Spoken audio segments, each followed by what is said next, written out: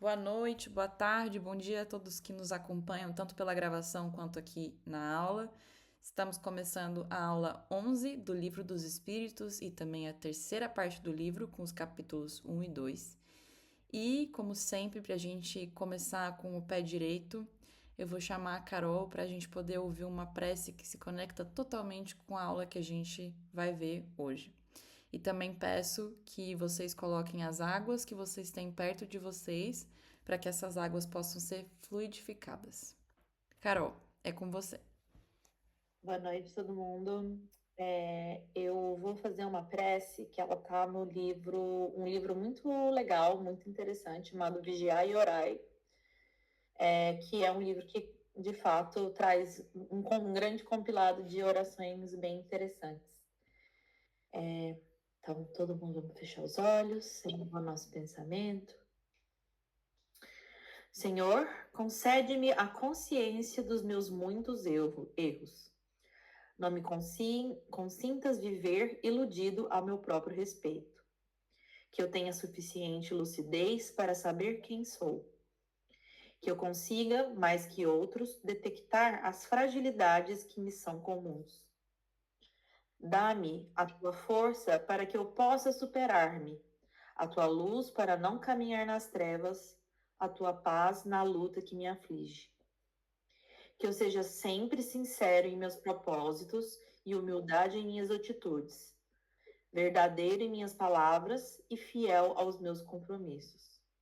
Senhor, não me deixes entregue às invigilâncias e ao assédio do mal. Se meu abrigo e minha inspiração. Assim seja. Axé, assim seja. Muito obrigada, É, Carol. Então vamos entender por que essa prece se conecta tanto com a aula de hoje. Vamos começar. Bom, antes de entrar propriamente no capítulo, a gente pensou em fazer uma introdução para até explicar um pouco do que vai acontecer nessa terceira parte. Assim como a gente também fez na primeira e na segunda parte, né? Uma intro e depois uma conclusão. E aqui, gente, no terceiro capítulo, a gente vai falar das leis morais, tá? E por que a gente vai falar das leis morais e por que as leis morais são importantes? As leis morais, esses princípios morais, são os princípios que regem todo o núcleo do kardecismo, do ensino ético e também espiritual. É onde a lei de Deus transparece no mundo e é onde a gente vê tudo aquilo que existe, como consequência, a gente vê tudo aquilo que existe, tudo aquilo que é material existe. É por isso que a gente pensa da maneira como a gente pensa e é por isso que a gente evolui da maneira como a gente pode evoluir, seguindo essas leis morais. Então, não tem como a gente falar do livro dos espíritos e falar de espiritismo do Allan Kardec, kardecista, sem falar sobre essa parte, sobre as leis morais, sobre esse núcleo, né? Então, essas leis são todas leis criadas por Deus, elas são leis que são universais, elas são eternas, elas são imutáveis, elas não podem ser mudadas. Esse princípio tá aí, ele é a estrutura do nosso cosmos. E quando eu falo cosmos, não é só do planeta Terra, é de toda a pluralidade de existências que existe, de todos os espíritos humanos, não humanos que passaram pela Terra, continuam passando pela Terra, que são eternos, né? Mas que encarnaram, que não encarnam mais, que continuam encarnando todo mundo, todos nós. Estamos dentro desse contexto de leis naturais criadas por Deus, certo? E é através dessas leis que a gente pode se guiar pro caminho do bem, pro caminho do amor universal, pro caminho da perfeição espiritual. E isso pra gente é legal de entender, por quê? Porque assim a gente consegue entender qual que é o caminho prático para o progresso. Tanto quando a gente faz um movimento de reforma íntima, de compreensão daquilo que a gente precisa entender dentro da gente que precisa mudar, daquilo que incomoda a gente, por que incomoda a gente, como que a gente pode trilhar um caminho para aquilo não incomodar a gente, para aquilo ser tratado com leveza, para a gente entender o nosso ego, para a gente entender a humildade, para a gente entender o caminho do bem e da paz, tanto externa quanto a paz interior. E também é o caminho prático que nos ajuda a trilhar ali o progresso no que tange a responsabilidade moral também. E quanto mais a gente conhece essa bússola ética, quanto mais a gente conhece as leis naturais criadas por Deus, também é maior a nossa responsabilidade moral. Então, vem com um peso de responsabilidade.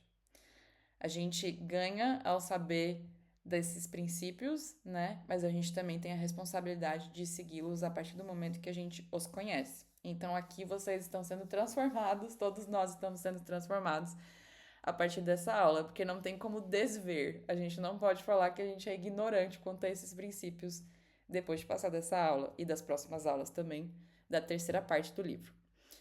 Esse também é o caminho prático da harmonia social. Quanto mais pessoas seguirem esse caminho, mais existe harmonia nas nossas sociedades, mais existe paz nas nossas sociedades e mais existe a evolução dos espíritos que compõem essas sociedades, tá? Então, quando vocês olham, pelo menos no meu livro aqui, tem uma página só para explicar o que vem pela frente na parte terceira.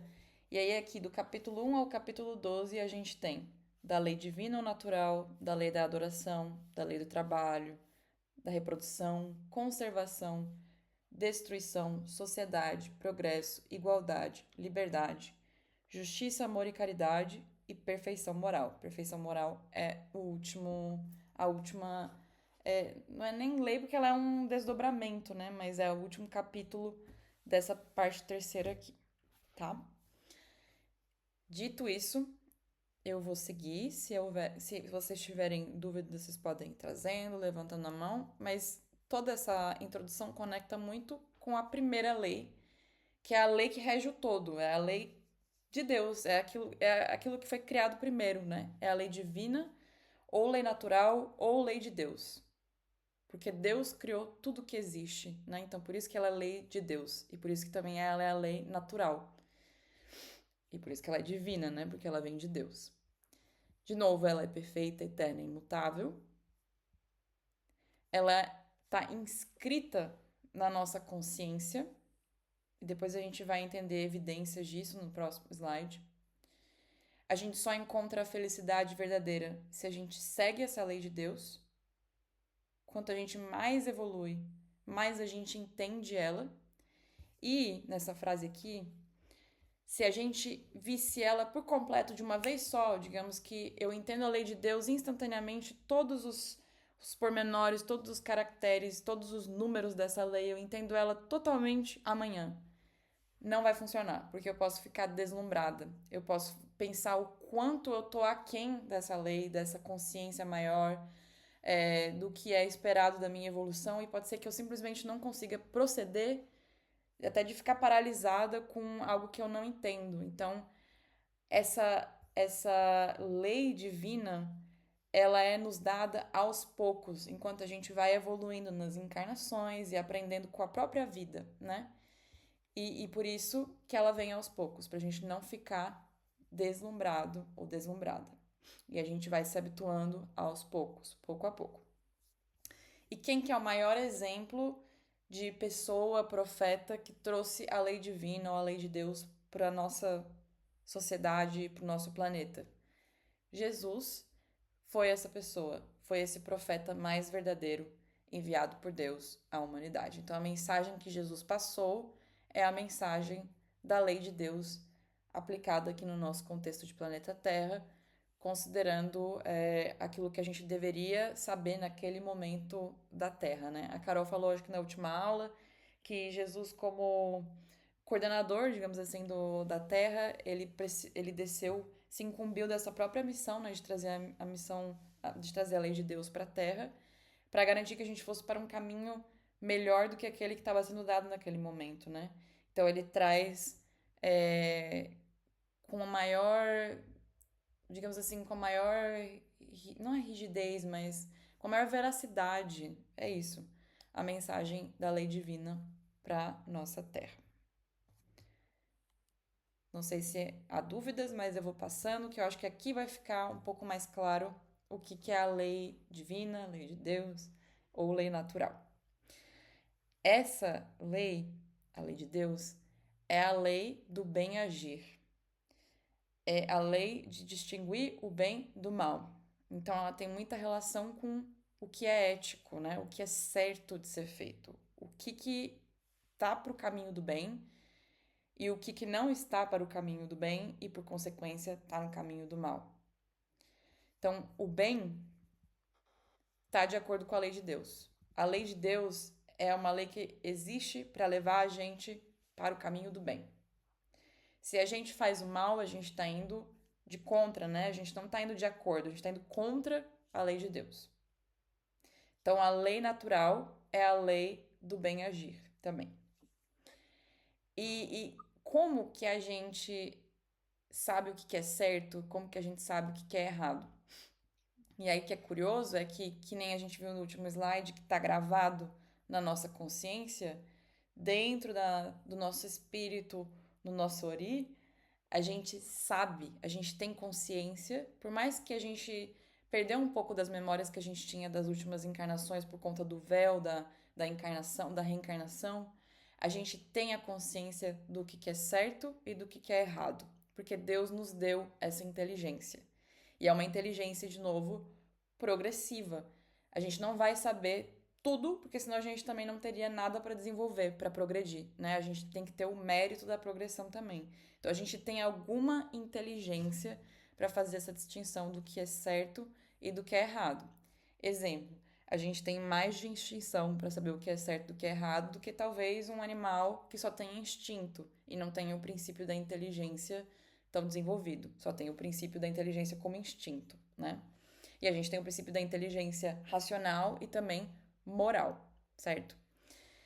E aí, como que a gente também sabe o que é certo e o que é errado? Porque Deus nos deu apenas aquilo que é necessário. Então, ele nos ensina com o mundo natural que tem à nossa volta que o excesso nos prejudica. Então, eu sei que se eu comer McDonald's pode ser muito gostoso, mas se eu comer McDonald's todos os dias, durante o ano inteiro, eu não vou me sentir muito bem. Então, eu vou ser prejudicada por esse excesso. Eu sei que é muito provável que se eu tiver muito dinheiro, talvez eu tenha problemas com a minha humildade. Eu vou achar que tudo é muito fácil, que eu posso comprar as pessoas. Então, o excesso vai nos ensinar a lição do que é certo e do que é errado, né? Talvez o excesso de dinheiro pode me levar também a ser egoísta com o meu dinheiro, não querer compartilhar com os outros, e aí vai. Então, o excesso ele causa sofrimento em algum momento com algo. E essa é a lição que Deus nos dá a partir do mundo natural para a gente entender a lei de Deus também. Então, o limite entre o que nos traz sofrimento e o que não nos traz sofrimento é a lei natural, faz parte da lei natural. E aí, na lei natural também é punido quem pratica o mal, o permite, o deseja ou deixa de praticar o bem dentro das suas forças. Aqui é bem curioso porque no livro e o que os espíritos trazem é que não é só sobre você não roubar, sei lá, você entrar numa loja e não roubar uma blusa, mas é sobre você também ver alguém roubando uma blusa e não falar nada. Tô usando um exemplo bem simples, né? Ou, por exemplo, você está trabalhando numa empresa, um colega seu que você ama de paixão, super próximo, você vê o seu colega desviando dinheiro da empresa, você, tudo bem, não gosta da empresa, né? Mas ali você está deixando o seu colega praticar o que não é certo. Então você está deixando de praticar o bem dentro das suas forças. Porque você viu aquilo acontecendo e você poderia fazer algo. Então, não agir também é, de alguma maneira, praticar o mal. Talvez um mal diferente, mas é ainda assim o mal.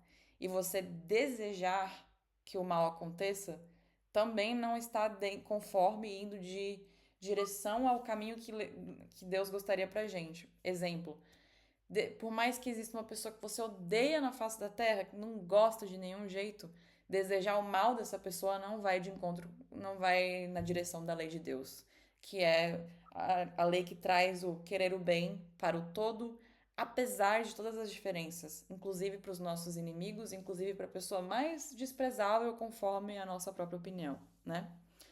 E aí eu vou fechar antes de ir para a mãozinha levantada, mas o mérito da lei divina, o mérito do bem, E aqui também entra a questão do progresso da gente como espírito, e por isso que a gente reencarna também. O mérito do bem está na dificuldade de realizar o bem. Então, significa que a gente tem que passar por um desafio para poder provar que a gente faz o bem na ação. Não é só mãozinha rezando, nossa, espero que fique tudo bem. Ah, a pessoa tá roubando dinheiro, mas a empresa um dia vai descobrir isso. Ou, não sei, aqui vou permitir que a minha amiga seja machucada por alguém, não vou falar nada pra ninguém, enfim. Não é sobre isso. O mérito do bem, ele tá na ação, é realizar o bem.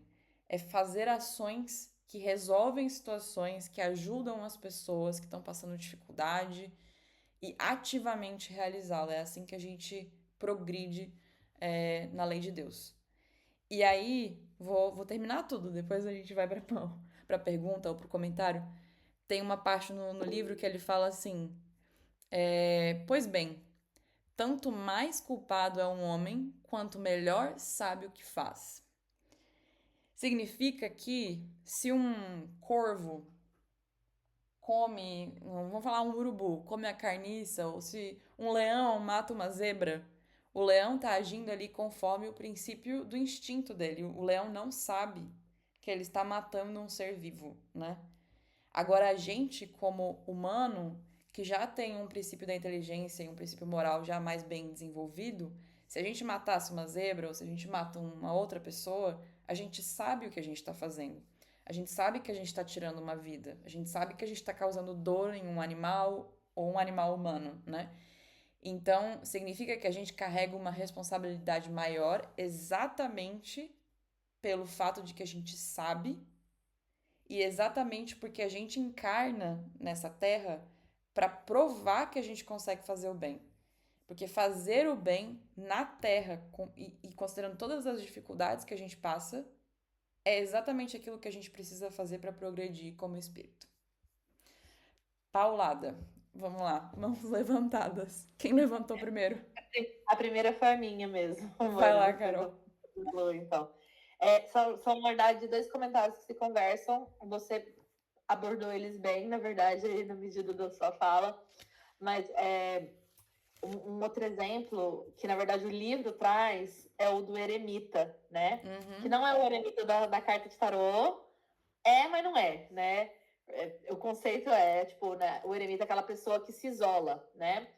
Eu resolvi morar numa casinha sei lá, no interior do interior, sozinho, não ter nenhum contato humano, para não fazer o mal, para, né, não incorrer aí nas iniquidades da humanidade, para não tomar partido ou não tomar ação em nenhum tipo de situação que possa vir na minha direção ou em que eu possa ter algum tipo de ação para fazer algo a respeito.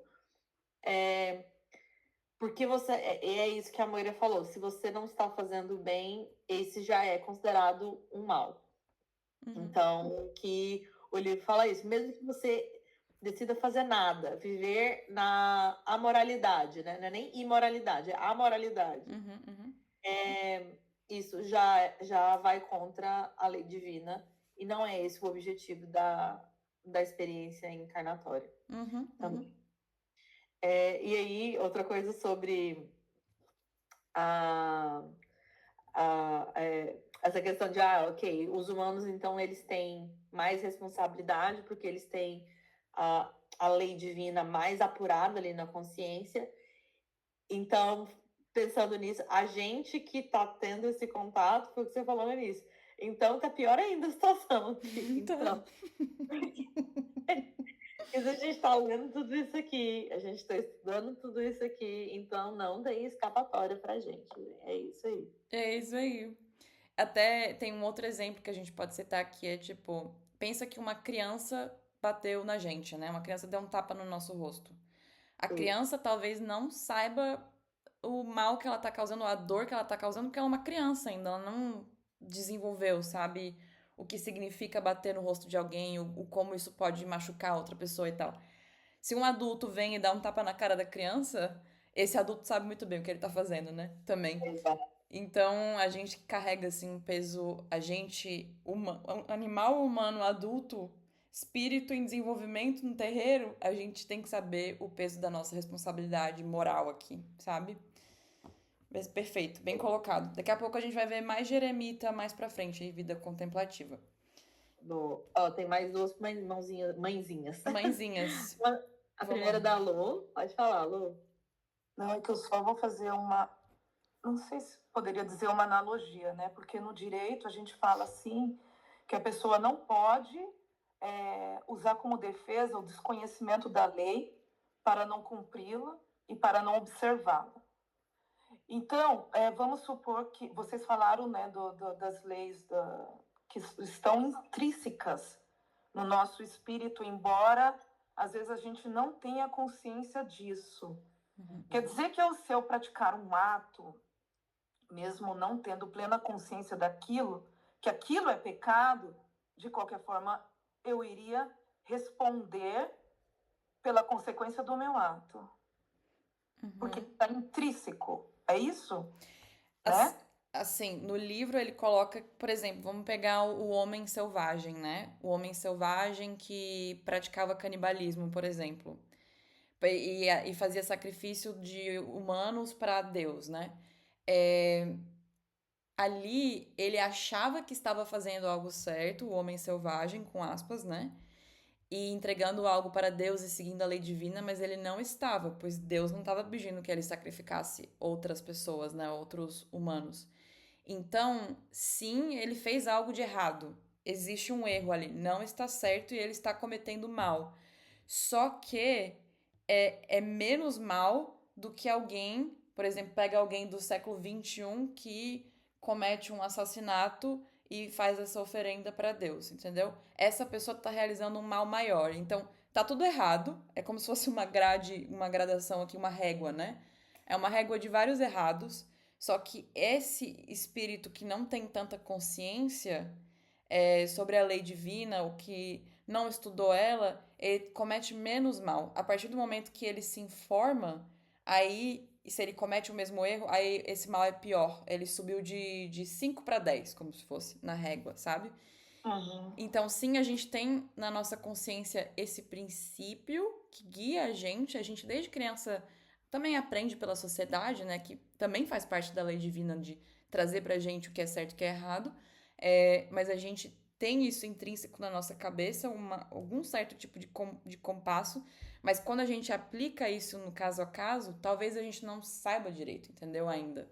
Então, aí que vem o esclarecimento espírita, o esclarecimento por Jesus como profeta, né? Porque ele ajuda a gente a deixar essa régua mais apurada. E aí, por consequência, a gente é mais culpado se a gente faz alguma coisa de ruim, assim, sabe? Então, acho que é um pouco diferente do direito, mas é semelhante. Proporcional. É proporcional, exatamente.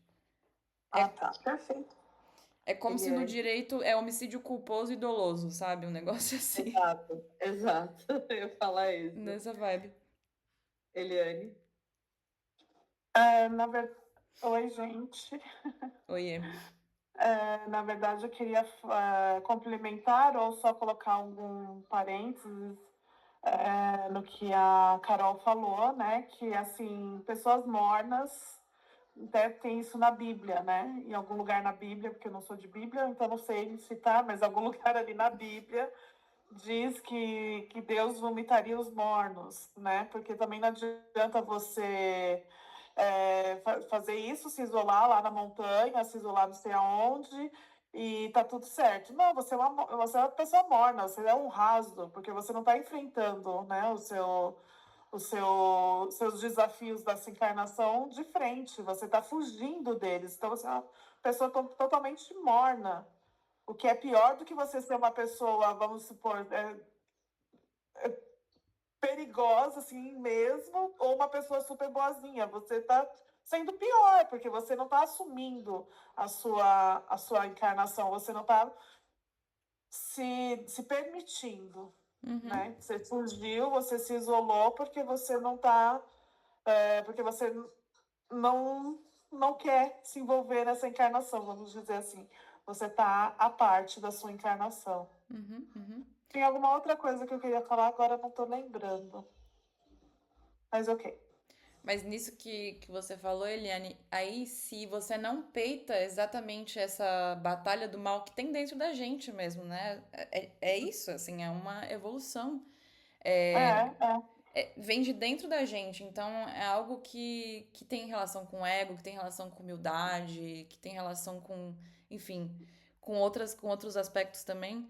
Mas se a gente não batalha esse mal que existe dentro da gente nessa encarnação que a gente tem, significa que a gente vai estar estagnado, né, nessa É, encarnação. Não vai. Vai ser a pessoa morna, não vai passar pra frente. Pelo menos não dá pra ir pra trás, porque a gente já falou isso várias vezes aqui, tem no livro várias vezes.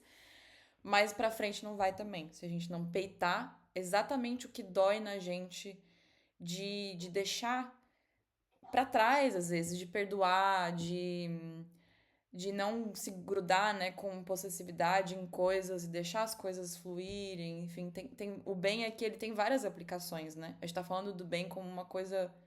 Na verdade, tem várias caixinhas ali dentro do que simboliza o bem. E o bom é que essas leis que a gente vai ver pra frente, elas nos ajudam a entender o que é o bem em diversas situações, né?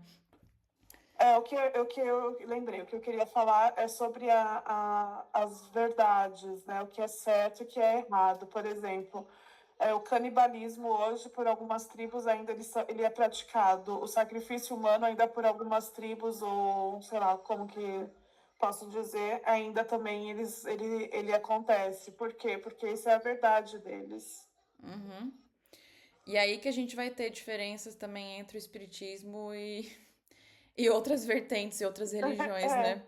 A gente vai falar também sobre isso um pouco mais pra frente, porque a gente vai entrar na lei da adoração e fala exatamente sobre sacrifício, sobre guerra santa, enfim.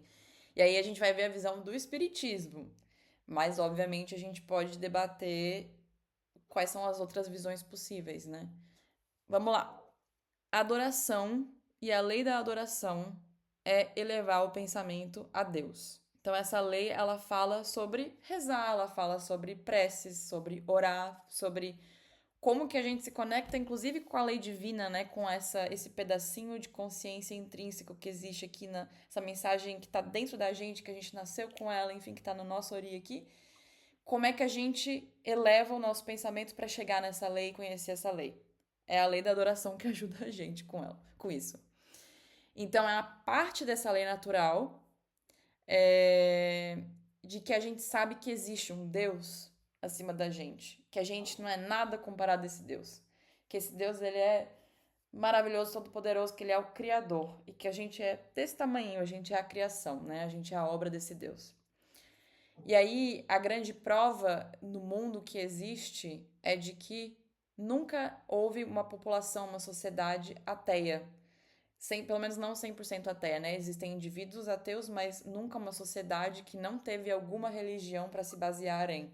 E se a gente pensa em povoamentos nativos do Brasil, da América Latina, da África, da Ásia, até da própria Europa, do paganismo, etc., todas as sociedades que existiram antes da, entre aspas, modernidade tinham uma religião, por mais que politeísta, né? Mas tinham uma conexão com Deus, um Olorum, com um Tupã, enfim, com alguma figura divina de Deus.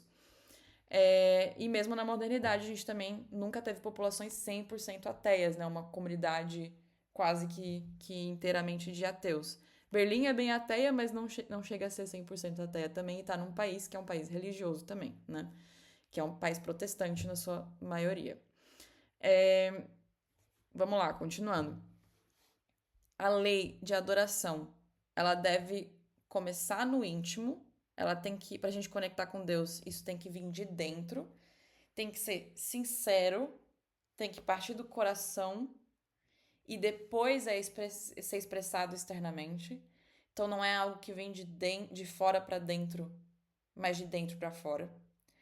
Então não é pela aparência de ser uma pessoa religiosa e a aparência de estar em conexão com Deus, com as mãozinhas rezando, enfim, olhando para o infinito. Isso não me faz conectar com Deus. O que me faz conectar com Deus é eu, dentro de mim, buscar ser uma pessoa inspirada na imagem de Deus e nos ensinamentos de Deus.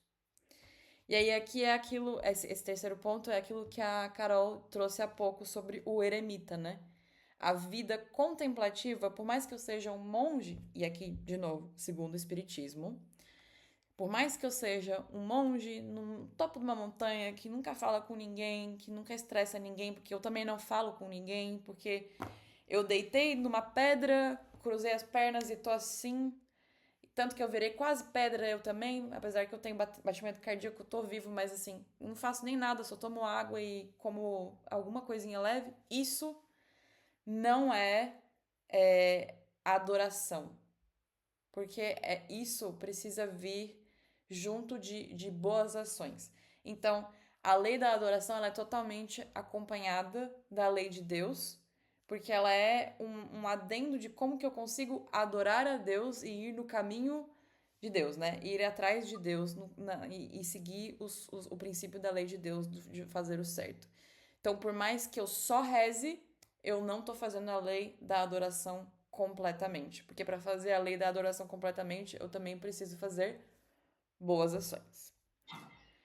Então é isso, não tem como a gente fugir. Em resumo. E aí, no que tange preces e o orar e o se conectar com o divino e de fato fazer esse ato que a gente consegue linkar bem fácil aqui com o ato de adorar a Deus, né, de rezar, tem algumas dicas do que é mais valioso do que é menos valioso aqui no livro.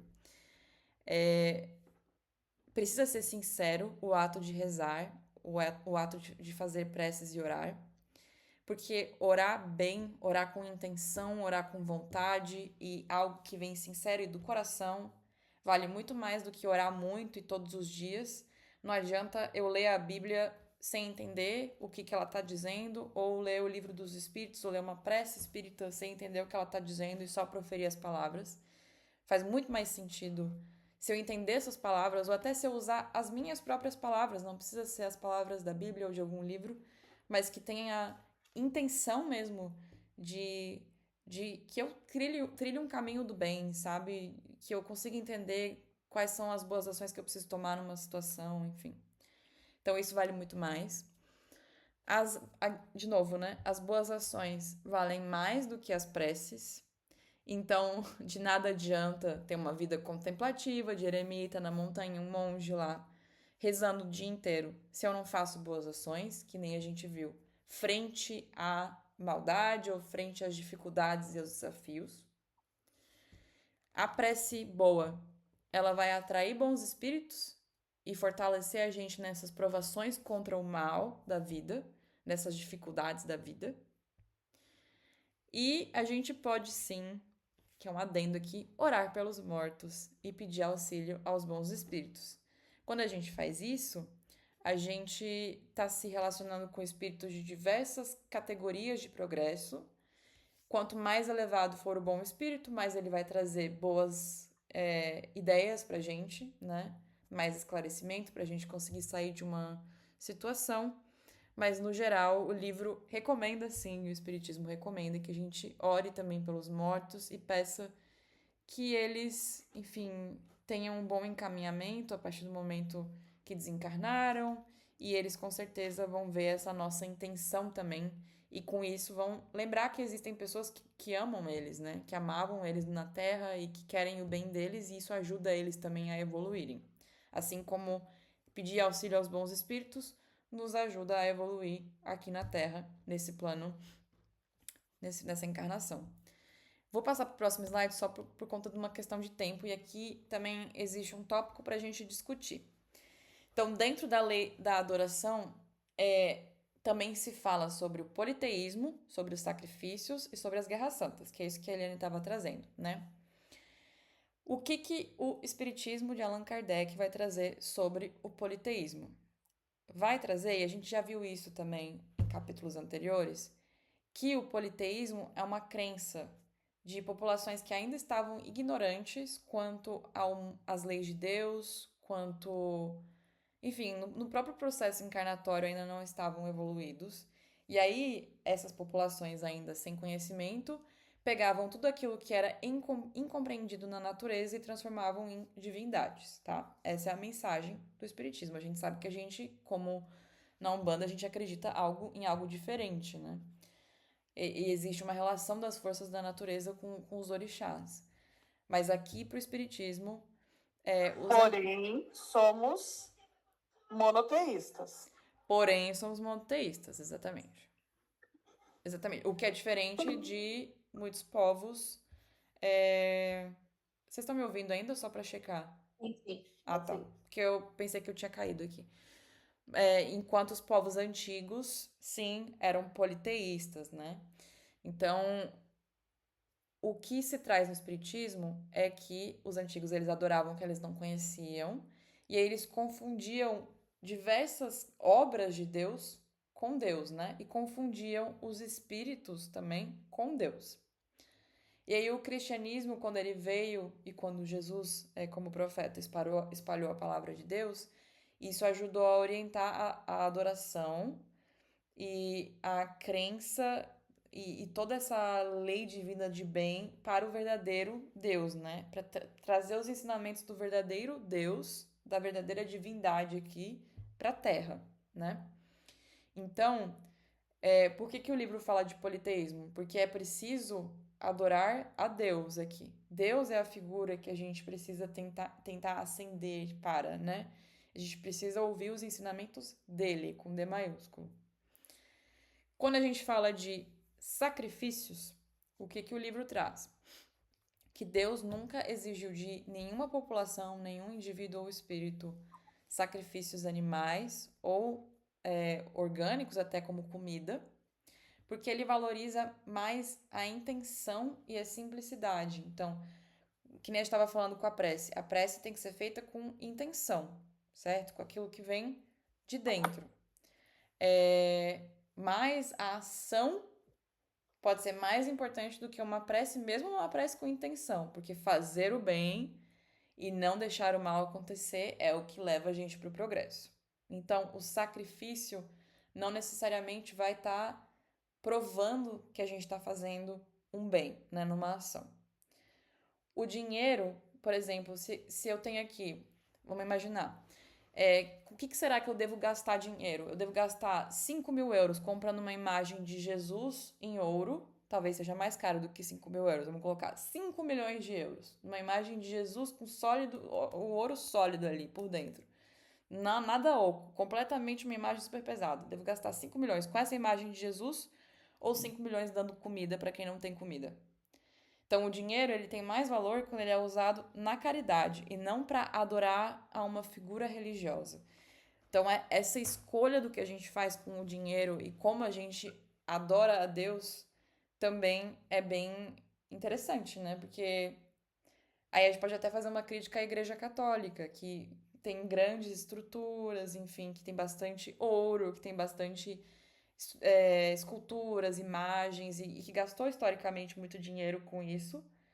Talvez não necessariamente fazendo o mesmo. Claro que existem muitos movimentos também na Igreja Católica de espalhar comida, assim. Mas alguém sempre vai poder criticar a Igreja Católica por isso, né? Que talvez não tenha usado todo o seu dinheiro para caridade. Ou quase todo o seu dinheiro para caridade.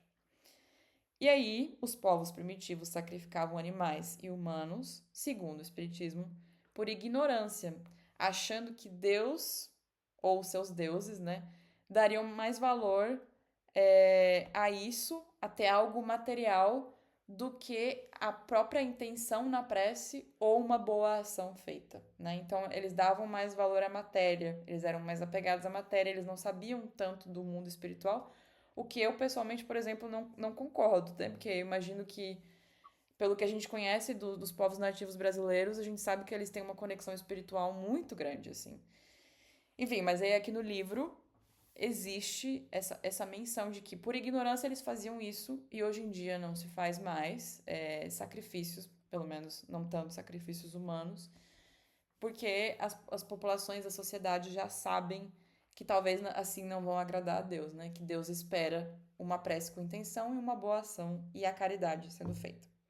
E aí o que se fala das guerras santas é que na realidade não é Deus ou espíritos evoluídos indo no ouvidinho ali do Papa para falar, Papa, vamos ali naquele tal país e matar não sei quantas pessoas, sabe?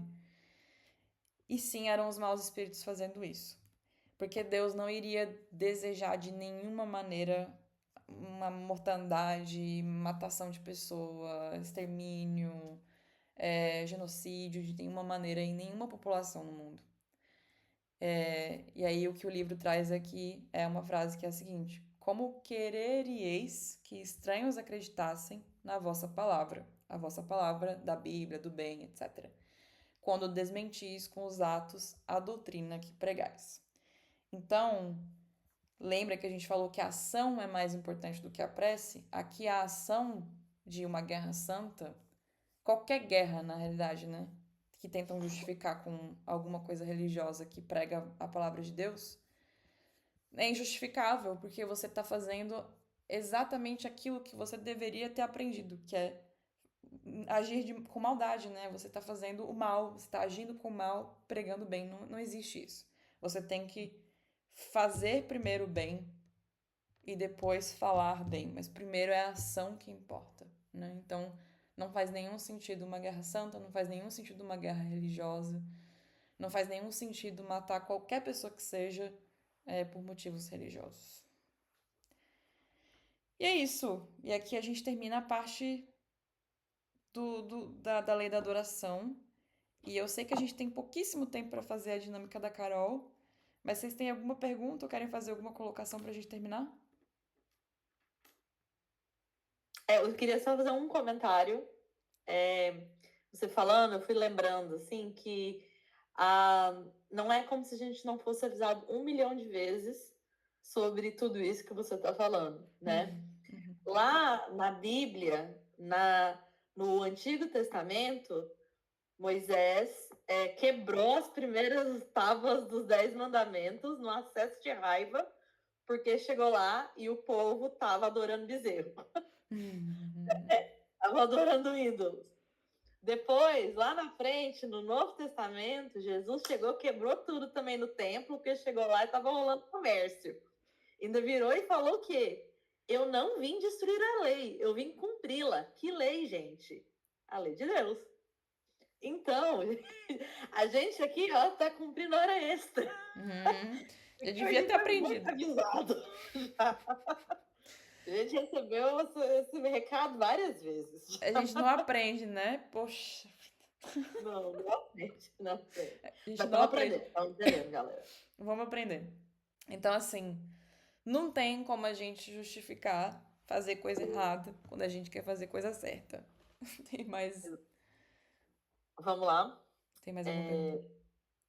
Não tem nenhuma outra mão levantada. Não sei se alguém mais quer falar alguma coisa. Tá bom, então só vou finalizar aqui. Agradecemos aqui por todos que estão nos acompanhando ao vivo. Agora a gente vai partir para a parte da dinâmica.